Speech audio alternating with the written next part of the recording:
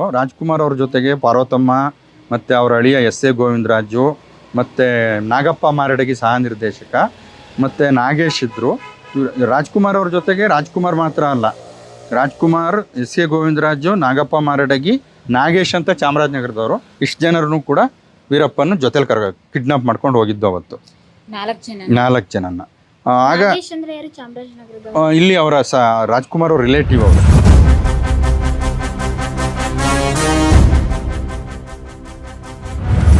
ಆಗ ಏನಾಯಿತು, ವಡ್ಡಾ ನಾಗರಾಜ್ ಅವ್ರನ್ನ ಏನಾಯಿತು ಅಂತ ಕೇಳಿದ್ವಿ ನಾವು.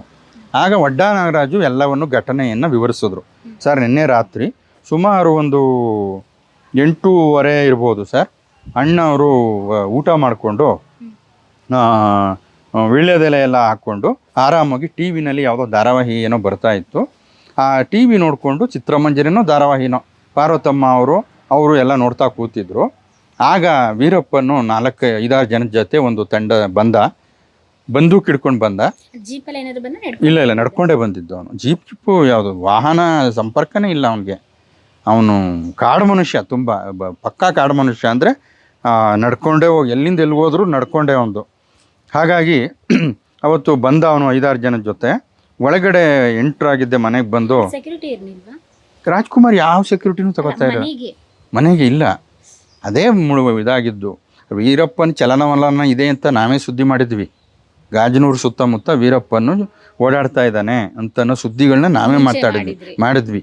ಅವನಿಗೆ ಆಹಾರ ಸರಬರಾಜು ಮಾಡೋದಕ್ಕೆ ಅರೆಸ್ಟು ಕೂಡ ಆಗಿದ್ರು 3-4 ಜನ. ಅದೆಲ್ಲನೂ ಕೂಡ ನಾವು ಸುದ್ದಿ ಮಾಡಿದ್ದೀವಿ. ಆದರೆ ರಾಜ್ಕುಮಾರ್ ಕಿಡ್ನ್ಯಾಪ್ ಮಾಡೋದಕ್ಕೆ ಅವನು ಪ್ಲ್ಯಾನ್ ಮಾಡಿದ್ದಾನೆ ಅನ್ನೋದು ಯಾರಿಗೂ ಗೊತ್ತಾಗಲಿಲ್ಲ. ರಾಜ್ಕುಮಾರ್ ಕೂಡ ಏನಿಲ್ಲ. ರಾಜ್ಕುಮಾರ್ ತುಂಬ ಸಾದಾ ಸೀದಾ ಆಗಿದ್ದವರು. ಅವ್ರ ಜೊತೆಲಿ ಚೆನ್ನ ಇರ್ತಿದ್ರು. ನಿಜ ಅವತ್ತು ಚೆನ್ನನೂ ಕೂಡ ಬಂದಿಲ್ಲೋ ಸರಿಯಾದ ಮಾಹಿತಿ ಇಲ್ಲ ಅವತ್ತು ನನಗೂ ಕೂಡ. ಚೆನ್ನ ಇದ್ರೋ ಏನೋ ಗೊತ್ತಿಲ್ಲ. ಅವತ್ತು 8:30 ಟಿ ವಿ ನೋಡ್ತಾ ಕೂತಿದ್ರು. 8:30-8:45 ಇರ್ಬೋದು. ಆಗ ವೀರಪ್ಪನ ಮತ್ತು ಅವ್ರ ತಂಡದವರು ಮನೆ ಬರ್ತಾರೆ. ಒಳಗಡೆ ಏಕಾಏಕಿ ನುಗ್ತಾರೆ, ಡೈರೆಕ್ಟ್ ನುಗ್ತಾರೆ. ಅಂದರೆ ಓಪನ್ ತಾನೆ, ಹಳ್ಳಿಗಳಲ್ಲೆಲ್ಲ ಏನು ಮನೆ ನುಗ್ತಾರೆ. ಮನೆಗೆ ನುಗ್ಗಿದ ತಕ್ಷಣ ಯಾರೂ ಮಾತಾಡಬೇಡಿ, ಅದನ್ನು ನಾನು ವರದಿನಲ್ಲಿ ಬರೆದಿದ್ದೀನಿ, ಅದೊಂದು ಹೆಡ್ಲೈನೇ ಅದು. ಯಾರೂ ಮಾತಾಡಬೇಡಿ, ಮಾತಾಡಿದ್ರೆ ಸುಟ್ಟು ಬಿಡ್ತೀನಿ ಅಂತ ಹೇಳಿದ್ದಾನೆ ವೀರಪ್ಪನು ಬಂದೂಕ ತೋರಿಸಿ. ಆಗ ಪಾರ್ವತಮ್ಮ ಅವರು ಏನಪ್ಪ ಏನಾಗಬೇಕು ನಿನಗೆ ಅಂತ ಕೇಳಿದ್ದಾರೆ. ಆಗ ಟಿ ವಿ ನೋಡ್ತಾ ಇದ್ರು. ವೀರಪ್ಪ ಅಂತ ಗೊತ್ತಾಗೋಯ್ತು ಎಲ್ರಿಗೂ. ನಮ್ಮ ಕಡೆ ಎಲ್ಲ ವೀರಪ್ಪ ಅಂತಾರೆ. ವೀರಪ್ಪ ಅಂತ ಶಾಕ್ ಆಗಿದ್ದಾರೆ. ಆಗ ಈಗ ಇವನು ವೀರಪ್ಪನು, ನಿಮಗೇನೂ ಮಾಡೋದಿಲ್ಲ, ನಾವು ನನ್ನ ಜೊತೆಯಲ್ಲಿ ರಾಜ್ಕುಮಾರ್ ಅವ್ರನ್ನ ಕಳಿಸ್ಕೊಡಿ ಅಂದ್ಬಿಟ್ಟು ಈ ಕ್ಯಾಸೆಟ್ನ ಸರ್ಕಾರಕ್ಕೆ ಕೊಡಿ, ನಾವು ಇವ್ರಿಗೇನೂ ಮಾಡೋದಿಲ್ಲ, ರಾಜ್ಕುಮಾರ್ ನನ್ನ ಜೊತೆ ಬರಬೇಕು ಅಂತ ಹೇಳ್ತಾನೆ ವೀರಪ್ಪನು.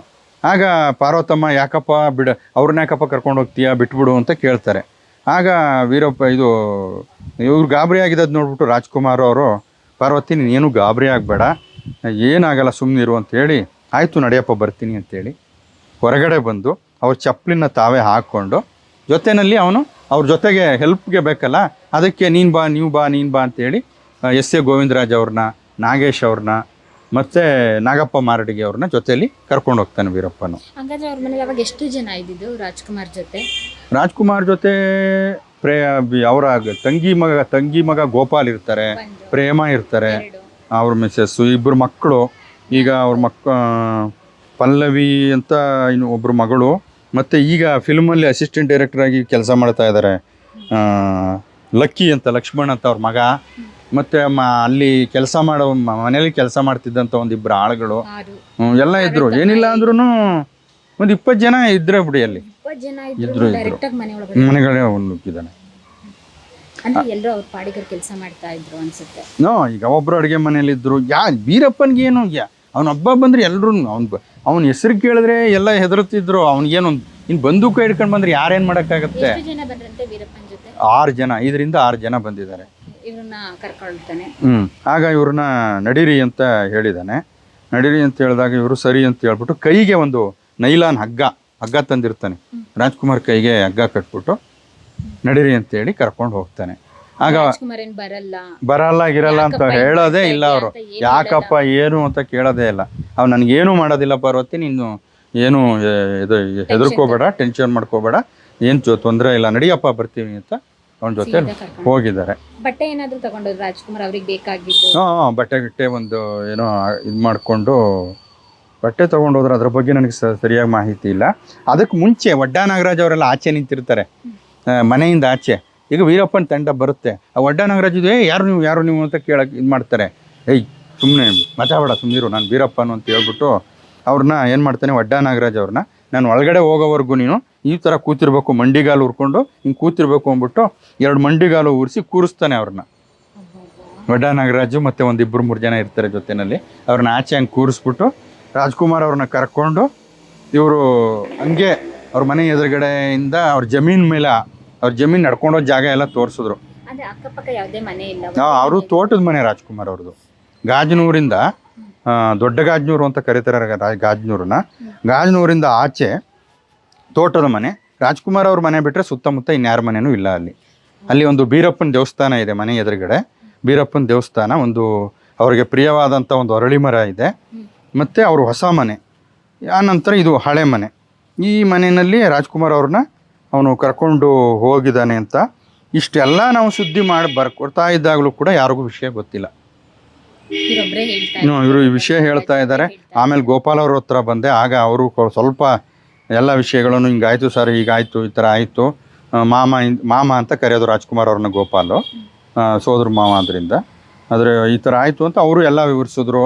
ಅವ್ರ ಮನೆಯವರ ಅಭಿಪ್ರಾಯ ಕೇಳ್ತಾ ಇದ್ವಿ, ಎಲ್ಲ ಆಯಿತು. ಯಾವಾಗ ವಿಷಯ ಗೊತ್ತಾಗುತ್ತೆ ಜನಗಳಿಗೆ ಅಂದರೆ ಅವತ್ತು 7 ಗಂಟೆಗೆ ಉದಯ ಟಿ ವಿ ಒಂದೇ ಆವಾಗಿದ್ದದ್ದು. ಉದಯ ನ್ಯೂಸ್ ಕೂಡ ಇರಲಿಲ್ಲ. ಉದಯ ಟಿ ವಿನಲ್ಲಿ ಬೆಳಿಗ್ಗೆ 7 ಗಂಟೆಗೆ ಮೊದಲನೇ ಬುಲೆಟಿನ್ ಪ್ರಸಾರ ಆಗುತ್ತೆ. ಆ ಮೊದಲನೇ ಬುಲೆಟಿನ್ನಲ್ಲಿ ಕನ್ನಡದ ಖ್ಯಾತ ವರನಟ ಡಾಕ್ಟರ್ ರಾಜ್ಕುಮಾರ್ ವೀರಪ್ಪನಿಂದ ಅಪಹರಣ ಅಂತ ಒಂದು ಬ್ರೇಕಿಂಗ್ ಬರುತ್ತೆ. ವಿಜುವಲ್ಸ್ ಏನಿರೋದಿಲ್ಲ, ಜನರಿಂದ ನಾನು ಮೇಲೆ ಬಂದೇನ ಹಾಡಾಕ್ತಾರೆ. ರಾಜ್ಕುಮಾರ್ ಅಪಹರಣ, ಜನರಿಂದ ನಾನು ಮೇಲೆ, ಆಗ ವಿಷಯ ಗೊತ್ತಾಗುತ್ತೆ. ಬೆಳಗಿನ ಜಾವ ಕಿಡ್ನಾಪ್ ಆಗಿರೋದು ಸಂಜೆ 7 ಗಂಟೆಗೆ ಪ್ರಸಾರ. ಬೆಳಗ್ಗೆ 7 ಗಂಟೆಗೆ ನಾವು ಅಲ್ಲಿ ಕೂತ್ಕೊಂಡು ಇಂಟರ್ವ್ಯೂ ಮಾಡ್ತಾ ಇದ್ವಲ್ಲ ಇವ್ರನ್ನ, ಯಾವ ರೀತಿ ಕಿಡ್ನಾಪ್ ಆಯಿತು ಅಂತ. ನಾವು ಆಗ 7 ಗಂಟೆಗೆ ನಾವೆಲ್ಲ ಮುಗಿಸ್ತೀವಿ, ಇಂಟರ್ವ್ಯೂ ಎಲ್ಲ ಮುಗಿಸಿದ್ವಿ. ಅಲ್ಲಿವರೆಗೆ ಯಾವುದೇ ಜರ್ನಲಿಸ್ಟ್ಗೂ ಇನ್ನೂ ವಿಷಯ ಗೊತ್ತಿರಲಿಲ್ಲ. ನಮಗೆ ಬೆಳಗ್ಗೆ ಪತ್ರಿಕೆ ತರಬೇಕಾಗಿತ್ತಲ್ಲ, ಆಗ ನಾವು ಹೊರಡೋ ತಯಾರಿನಲ್ಲಿದ್ವಿ, ತುಂಬ ಫೋಟೋಸ್ ಎಲ್ಲ ತೆಗೆಸ್ಕೊಂಡು. ಆಗ 7 ಗಂಟೆಗೆ ಉದಯ ಟಿ ವಿನಲ್ಲಿ ವಿಷಯ ಯಾವಾಗ ಗೊತ್ತಾಯಿತು, ಆಗ ಜನಗಳಿಗೆ ವಿಷಯ ಗೊತ್ತಾಯಿತು. ಆಗ ಎಲ್ಲರೂ ಗಾಜನೂರು ಕಡೆ ಬರೋಕ್ಕೆ ಶುರು ಮಾಡಿದ್ರು. ಆಗ ನಾವು ಎಲ್ಲ ಇಂಟರ್ವ್ಯೂ ಎಲ್ಲ ಮುಗಿಸ್ಕೊಂಡು ನಾವು ಈಚೆ ಬರೋವರೆಗೆ ಒಳಗಡೆ ನಾವು ಹೋಗುವಾಗ ನೀರವ ಮೌನ ಸ್ಥಳವಾಗಿದ್ದಂಥ ರಾಜ್ಕುಮಾರ್ ಮನೆ, ನಾವು ಈಚೆ ಬಂದು ಉದಯ ಟಿ ವಿನಲ್ಲಿ ಆ ಸುದ್ದಿ ಬರ್ತಿದ್ದಂಗೆ ಕಿಕ್ಕಿರಿದು ಜನ ಸೇರ್ಬಿಟ್ರು ಅವತ್ತು. ಆವಾಗ ಜೊತೆಗೆ ಪಕ್ಕದೂರವರು ಎಲ್ಲ ಬರ್ತಾ ಇದ್ರು. ಹಾಗಾಗಿ ನಾನು ಅವತ್ತು ಆ ವರದಿನೆಲ್ಲ ತಯಾರಿಸ್ಕೊಂಡು ಆಮೇಲೆ ಬಂದು ನನ್ನ ಆಫೀಸಲ್ಲಿ, ಇಲ್ಲಿ ಚಾಮರಾಜನಗರದ ಆಂದೋಲನ ಆಫೀಸಲ್ಲಿ ಆಗ ದಾರಿನಲ್ಲಿ ರಾಜ್ಕುಮಾರ್ ಕಿಡ್ನಾಪ್ ಅಂತೇಳಿ ಗಾಜನೂರು ಹತ್ತ ಜನ ಧಾವಿಸಿ ಬರ್ತಾಯಿದ್ರು. ಆಗ ನಾವು ಚಾಮರಾಜನಗರಕ್ಕೆ ಬಂದು ವರದಿ ಮಾಡಿದ್ವಿ. ಸುಮಾರು 11 ಗಂಟೆ ವೇಳೆಗೆ ಆಂದೋಲನ ಸಂಚಿಕೆ ಬಂದೇ ಬಿಡ್ತು. ಅಷ್ಟು ಬೇಗ ವರನಟ ಡಾಕ್ಟರ್ ರಾಜ್ಕುಮಾರ್ ಅಪಹರಣ ಅಂತೇಳಿ 4 ಪೇಜ್ದು 4 ಪೇಜ್ ವರದಿ ಕೊಟ್ಟಿದ್ರು. ಹೌದು. ಅಂದರೆ ನಾನು ಬೆಂಗಳೂರಿಂದ ಅಲ್ಲಿ SR Parvathamma Rajkumar press meet ಮಾಡಿದರು ಇಲ್ಲಿ ಬೆಂಗಳೂರಲ್ಲಿ. ಆ ಬೆಂಗಳೂರಲ್ಲಿ ಅವ್ರು ಪ್ರೆಸ್ ಮೀಟ್ ಮಾಡಿದ್ದು. ಮತ್ತು ಇಲ್ಲಿ ನಾನೆಲ್ಲ ಆ ಮನೆಯಲ್ಲಿ ಏನೇನಾಯಿತು ಫೋಟೋಸ್ಗಳು ಫುಲ್ ಫೋಟೋಸ್ ಹಾಕ್ಬಿಟ್ಟಿದ್ರು. ಫೋಟೋಸ್ ಹಾಕಿ ಸುಮಾರು ದೊಡ್ಡ ಆಂದೋಲನ ಅಂದರೆ ಒಂದು ವಿಷಯ ಎತ್ಕೊಂಡ್ರೆ ಪೂರ್ತಿ ಆ ವಿಷಯದ ಬಗ್ಗೆನೇ 2 ಪುಟ 3 ಪುಟ ಸುದ್ದಿ ಬರ್ತಿತ್ತು ಆವಾಗ. ಹಾಗಾಗಿ ರಿಸ್ಕ್ ತಗೊಂಡು ಅದೆಲ್ಲ ಸುದ್ದಿ ಮಾಡಿದ್ರು. ಅವತ್ತು ಬೆಳಿಗ್ಗೆ ವಿಶೇಷ ಸಂಚಿಕೆ ಹೊರ ಬಂತು. ಎಷ್ಟು ಟೈಮ್ ಇದ್ನಂತೆ ವೀರಪ್ಪನಲ್ಲಿ ರಾಜ್ಕುಮಾರ್ ಏನಾದ್ರು ಕುತ್ಕೊಂಡಿದ್ನ? ಒಂದು 20 ನಿಮಿಷ ಅಷ್ಟೇ, 20 ನಿಮಿಷ ಬಂದಿದ್ದು. ಈ ಕ್ಯಾಸೆಟ್ ಕೊಟ್ಬಿಡಿ ಅಂತ ಹೇಳಿದ್ದು. ಹಾಗಾಗಿ ಪಾರ್ವತಮ್ಮ ಅವರು ಆ ಕ್ಯಾಸೆಟ್ ತೊಗೊಂಡು ಬೆಂಗಳೂರಿಗೆ ಹೋದರು. ಹೋಗೋ ಮುಂಚೆ ಇಲ್ಲಿ ಚಾಮರಾಜನಗರಕ್ಕೆ ಬಂದು ಫೋನ್ ಮಾಡಿದ್ರು. ಆ ಕ್ಯಾಸೆಟ್ಟಲ್ಲಿ ಅವನು ಅನೇಕ ಬೇಡಿಕೆಗಳನ್ನ ಇಟ್ಟಿದ್ದ. ರಾಜ್ಕುಮಾರ್ ಅವ್ರನ್ನ ಬಿಡಬೇಕಾದ್ರೆ ಕಾವೇರಿ ನೀರನ್ನ ತಮಿಳ್ನಾಡಿಗರಿಸ್ಬೇಕು ಅಂದ್ಬಿಟ್ಟು ಏನೇನೋ ದೊಡ್ಡ ರಾಜಕಾರಣಿ ಥರ ಕೊಟ್ಟಿದ್ದ. ಆದರೆ ಅವನ ಪ್ರಮುಖ ಬೇಡಿಕೆ ಏನಿತ್ತು ಅಂದರೆ ಹಣ ಕೊಡಬೇಕು ಅನ್ನೋದಾಗಿತ್ತು. ಬಟ್ ಅದನ್ನು ಎಷ್ಟು ಡಿಮ್ಯಾಂಡ್ ಮಾಡಿದ್ದು ಅದು ಗೊತ್ತಿಲ್ಲ. ಅದೆಲ್ಲವೂ ಕೂಡ ಭಾಳ ರಹಸ್ಯವಾಗಿತ್ತು. ಒಟ್ಟಿನಲ್ಲಿ ಗೊತ್ತೇ ಆಗಲಿಲ್ಲ, ಮಾಹಿತಿ ಗೊತ್ತಾಗಲಿಲ್ಲ, ಎಲ್ಲೂ ಕೂಡ ಬರಲಿಲ್ಲ. ಆವಾಗ SM ಕೃಷ್ಣ ಸರ್ಕಾರ ಇತ್ತು. ಆದರೆ ಆ ದುಡ್ಡು ಬಗ್ಗೆ ಇದು ಮಾಡಬಾರ್ದು ಅಂತ ಏನೋ ಅದು ಬಹಿರಂಗ ಆಗಲಿಲ್ಲ. ಹಣದ ಬೇಡಿಕೆ ಗೊತ್ತಾಗಿಲ್ಲ, ಬಟ್ ಅವನು ಹಣಕ್ಕೋಸ್ಕರನೇ ಈ ಕಿಡ್ನ್ಯಾಪ್ನ ಮಾಡಿದ್ದು ಅವನು. ಹಂಗಾಗಿ ಪ್ರತ್ಯೇಕ ತಮಿಳು ಏನೇನೋ ಹೇಳಿದ್ದ ಅವನು. ಸರ್ ನಿಮಗೆ ಗೊತ್ತಿದ್ದಂಗೆ ಏನೆಲ್ಲ ಬೇಡಿಕೆ ಇಟ್ಟಿದ್ದ ಅವನು? ನೀವ್ ವರದಿ ಮಾಡ್ಬೇಕಾದ್ರೆ ನೆನಪಿರೋದು ಏನೆಲ್ಲ ಬೇಡಿಕೆ ಇಟ್ಟಿದ್ದ? ಅದೇ ಇದನ್ನ ಅದೇನೆ ಕ್ಯಾಸೆಟ್ ಯಾವಾಗ ಲೀಕ್ ಆಯ್ತು ಅಂದ್ರೆ ಸರ್ಕಾರದವರು ಸಾರ್ವಜನಿಕರಿಗೆ ಯಾವಾಗ ಹೇಳಿದ್ರು ಪ್ರೆಸ್ ಮೀಟ್ ಮಾಡಾದ್ಮೇಲೆ? ಅವತ್ತು ಬೆಳಿಗ್ಗೆನೆ ವೀರಪ್ಪನ್ ಆ ಇನ್ಸಿಡೆಂಟ್ ಆದಮೇಲೆ 108 ದಿನಗಳ ಕಾಲ ರಾಜ್ಕುಮಾರ್ ಕಾಡಲ್ಲಿ ಇವನ ಇದರಲ್ಲಿದ್ದರು, ಅಪಹರಣದಲ್ಲಿ ಒಳಗಾಗಿ ಇವನು ವಶದಲ್ಲಿದ್ದರು. ಆ ಟೈಮಲ್ಲಿ ಅವನು ದಿವಸ ಒಂದೊಂದು ಬೇಡಿಕೆ ಇಡೋನು. ಏನೋ ನನಗೆ ಏನೋ ಪ್ರತ್ಯೇಕ ತಮಿಳು ರಾಜ್ಯ ಆಗಬೇಕು, ಏನೇನೋ ಸುಮ್ಮನೆ ಇದು ಮಾಡ್ತಿದ್ದ. ಆಮೇಲೆ LTT ಬಗ್ಗೆ ಎಲ್ಲ ಮಾತಾಡಿದ್ದ. ಅದರಲ್ಲಿ LTT ಬಗ್ಗೆ ಮತ್ತು ಕಾವೇರಿ ನೀರನ್ನ ತಮಿಳ್ನಾಡಿಗೆ ಬಿಡಬೇಕು ಅಂತೆಲ್ಲ ಅದು ಇದು ಮಾಡಿದ್ರೆ ನನಗೆ ಅಷ್ಟು ಜ್ಞಾಪಕ ಬರ್ತಾ ಇಲ್ಲ. ನಿಮ್ಗೆ ಅವನು ದಿನಕ್ಕೂ ನನ್ನ ಬೇಡಿಕೆ ಇಟ್ಟವನು ಅಂತ ಹೇಳ್ತಾ ಇದ್ರಲ್ಲ, ಇಡೋನು ಅಂತ, ಅದು ರಿಪೋರ್ಟ್ ಎಲ್ಲಿ ಸಿಗ್ತಾ ಇತ್ತು ನಿಮ್ಗೆ? ಪತ್ರಿಕೆಗಳಲ್ಲಿ ವರದಿ. ಅಲ್ಲ, ನೀವ್ ಮಾಡ್ಬೇಕು ಅಂದ್ರೆ ನಿಮ್ಗೆ ಎಲ್ಲಿ ಸೋರ್ಸ್ ಇತ್ತು? ಅಂದರೆ ಆ ಸೋರ್ಸು ಅದನ್ನ ಹೇಳ್ಬಿಡ್ತೀನಿ. ರಾಜ್ಕುಮಾರ್ ಕಿಡ್ನಾಪ್ ಆದ ವರದಿಯನ್ನು ನಾವು ಮಾಡಿದ್ವಿ, ಆದರೆ ಕಿಡ್ನಾಪ್ ಆದ ನಂತರದ ಇದೆಯಲ್ಲ ಅದು ಪೂರ್ತಿ ಸ್ಟೇಟ್ ವೈಡ್ ನ್ಯೂಸ್ ಆಗೋಯ್ತಲ್ಲ. ಅವನು ಕ್ಯಾಸೆಟ್ಗಳನ್ನು ಇದು ಮಾಡೋದು, ಆಕಾಶವಾಣಿ ಮುಖಾಂತರ ಮಾತಾಡೋದು ಅವೆಲ್ಲ ಬೆಂಗಳೂರಿಗೆ ನಡೀತಾ ಇತ್ತು. ಹಾಗಾಗಿ ಬೆಂಗಳೂರಿಂದ ಸುದ್ದಿ ಆಗ್ತಿತ್ತು ಅದೆಲ್ಲವೂ. ಇನ್ನು ಈ ಕಡೆ ಬಂದರೆ ಏನು ಗಾಜನೂರು ಕಡೆ ಬಂದರೆ ನಮಗೆ ಪ್ರತಿ ದಿವಸ 108 ದಿನಗಳ ಕಾಲನೂ ಕೂಡ ಚಾಮರಾಜನಗರದ ಜರ್ನಲಿಸ್ಟ್ಗಳು ಗಾಜನೂರ್ಗೆ ಹೋಗ್ತಾ ಇದ್ವಿ. ಪ್ರತಿದಿನ ಹೋಗ್ತಾ ಇದ್ವಿ. ಒಂದು ಒಂದು ಕಾರ್ ಮಾಡ್ಕೊಂಡು ಅಥವಾ ನಮ್ಮ 2 ವೀಲರ್ಗಳಲ್ಲಿ. ಏನಕ್ಕೆ ಅಂದರೆ ವೀರಪ್ಪನ ಅಪಹರಣ ಆಗಿರೋದು ಗಾಜನೂರಿಂದ, ಇಲ್ಲೇ ತಗೊಂಡು ಬಂದು ಬಿಟ್ಬಿಡ್ಬೋದು ಅಂತ. ರಾಜ್ಕುಮಾರ್ ಅವ್ರನ್ನ ಈ 108 ದಿನ ವಶದಲ್ಲಿ ಇಟ್ಕೋತಾನೆ ಅಂತ ನಾವು ಅಂದ್ವಿ, ಕನಸಲ್ಲೂ ಅಂದ್ಕೊಂಡಿರಲಿಲ್ಲ. ಯಾಕೆ ಅಂದರೆ ರಾಜ್ಕುಮಾರ್ ಒಬ್ಬರು ಖ್ಯಾತ ನಟರಾದ್ರಿಂದ ಸರ್ಕಾರ ಬೇಗ ಏನೇನೋ ಮಾತುಕತೆಗಳನ್ನು ನಡೆಸಿ ಭಾಳ ಬೇಗ ಬಿಡಿಸ್ಕೊಂಡ್ಬಿಡ್ತಾರೆ ಅಂತ ಅಂದ್ಕೊಂಡಿದ್ವಿ. ಆದರೆ ಅದು 108 ದಿನಗಳವರೆಗೂ ಕೂಡ ಎಳ್ಕೊಂಡೋಯ್ತು. ಆಗ ರಾಜ್ಕುಮಾರ್ ಕಿಡ್ನಾಪ್ ಅನ್ನೋದು ದೊಡ್ಡ ವಿದ್ಯಮಾನ ಆದ್ದರಿಂದ ಚಾಮರಾಜನಗರ ಗಾಜನೂರು ಇಡೀ ಜಗತ್ತಿನ ಗಮನವನ್ನು ಸೆಳೆದ್ವು. ಕರ್ನಾಟಕ ಮಾತ್ರ ಅಲ್ಲ, ದೇಶ ಅಲ್ಲ, ಜಗತ್ತಿನ ಗಮನ ಯಾತಕ್ಕೆ ಅಂತ ಹೇಳಿದ್ರೆ CNN ನ್ಯೂಸು ಅಥವಾ BBC ನ್ಯೂಸ್ ಅವರು ಇಲ್ಲಿಗೆ ಬಂದಿದ್ರು ಅದನ್ನು ವರದಿ ಮಾಡೋದಕ್ಕೆ. ಹೆಲಿಕಾಪ್ಟ್ರಲ್ಲಿ ಬಂದು ವರದಿ ಮಾಡಿದ್ರು ಆ ದಿನಗಳಲ್ಲಿ. ಹೆಲಿಕಾಪ್ಟ್ರಲ್ಲಿ ಅದು ಕೂಡ ಸುದ್ದಿ ಮಾಡಿದ್ವಿ ನಾವು.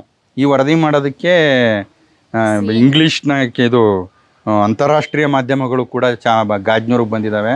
ಹೆಲಿಕಾಪ್ಟ್ರಲ್ಲಿ ಬಂದಿದ್ದು ಅದೆಲ್ಲ ಸುದ್ದಿ ಮಾಡಿದ್ವಿ. ಹಾಗಾಗಿ ಎಲ್ಲ ಪತ್ರಿಕೆಗಳು ಎಲ್ಲ ಆವಾಗ ಕನ್ನಡದಲ್ಲಿದ್ದದ್ದು ಒಂದೇ ಚಾನಲ್, ನ್ಯೂಸ್ ಚಾನಲ್ಲು ಉದಯ TV. ಈ TV ನ್ಯೂಸ್ ಚಾನಲ್ ಆಗೋದಕ್ಕೆ ಮುಂಚಿನ ದಿನಗಳು ಆವಾಗ ಅವರು ಲಾಂಚ್ ಮಾಡೋದಕ್ಕೆ ಪ್ಲ್ಯಾನ್ ಮಾಡ್ಕೊಂಡಿದ್ರು, ವರದಿಗಾರರು ನೇಮಿಸ್ಕೊಂಡಿದ್ರು. ಅದರ ಸುದ್ದಿ ಪ್ರಸಾರ ಆಗ್ತಾ ಇರಲಿಲ್ಲ. ಉದಯ TV ಒಂದೇ ಕನ್ನಡದಲ್ಲಿ ಸುದ್ದಿನ ಪ್ರಸಾರ ಮಾಡ್ತಾ ಇದ್ದದ್ದು. ಹಾಗಾಗಿ ಜನಗಳು ಪತ್ರಿಕೆಗಳನ್ನೇ ಅವಲಂಬಿಸಿದ್ರು ಸುದ್ದಿಗಳಿಗೋಸ್ಕರ. ನೀವು ಡೈಲಿ ಗಾಜನೂರಿಗೆ ಹೋಗ್ತಾ ಇದ್ದ ಅಂತ ಹೇಳಿದ್ರಲ್ಲ, ಆಮೇಲೆ ಅವ್ರ ಮನೆಗೆ ಯಾರು ಬರ್ತಾ ಇದ್ರಿ? ಹೊರಗಡೆಯವ್ರು ಬಿಟ್ಟು ಫ್ಯಾಮಿಲಿಯವರು? ಫ್ಯಾಮಿಲಿಯವರು ಶಿವರಾಜ್ಕುಮಾರ್ ಆಗಲಿ ರಾಘವೇಂದ್ರ ರಾಜ್ಕುಮಾರ್ ಆಗಲಿ ಆ ಅವಧಿನಲ್ಲಿ ಬರಲಿಲ್ಲ ಯಾರೂ. ಆ ಒಂದು 108 ದಿನಗಳ ಅವ್ರಿಗೆ ಅವ್ರದ್ದು ಬೆಂಗಳೂರಲ್ಲೇ ಇದ್ದರು. ಬಟ್ಟು ಇಲ್ಲಿ ಫ್ಯಾಮಿಲಿ ಅನ್ನೋದಕ್ಕಿಂತ ಹೆಚ್ಚಾಗಿ, ಯಾಕೆಂದರೆ ಪಾರ್ವತಮ್ಮ ಶಿವರಾಜ್ಕುಮಾರ್ ಎಲ್ಲ ಬೆಂಗಳೂರು ಇದ್ದದ್ರಿಂದ ಅವರ ರಾಜ್ಕುಮಾರ್ ಮನೆಯವರು ಅಂತೇಳಿ ಅಲ್ಲಿ ನೋಡೋಕೆ ಹೋಗ್ತಿದ್ರು. ಆದರೆ ಇಲ್ಲಿ ಘಟನೆ ನಡೆದ ಸ್ಥಳ ಆಗಿದ್ದರಿಂದ ಮೀಡಿಯಾಗಳವರು ಎಲ್ಲರೂ ಬರ್ತಾಯಿದ್ರು, ರಾಜಕಾರಣಿಗಳು ಬರ್ತಾಯಿದ್ರು. ತಮಿಳುನಾಡಿನ ಪ್ರಮುಖ ರಾಜಕಾರಣಿಗಳೆಲ್ಲ ರಾಜ್ಕುಮಾರ್ ಮನೆಗೆ ಭೇಟಿ ಕೊಟ್ಟಿದ್ದರು. ಇಲ್ಲಿಂದ ಚಾಮರಾಜನಗರದ ಜನಪ್ರತಿನಿಧಿಗಳಿರ್ಬೋದು, ಮೈಸೂರು ಜನಪ್ರತಿನಿಧಿಗಳಿರ್ಬೋದು, ಅವರೆಲ್ಲರೂ ಕೂಡ ಭೇಟಿ ಕೊಟ್ಟಿದ್ದರು.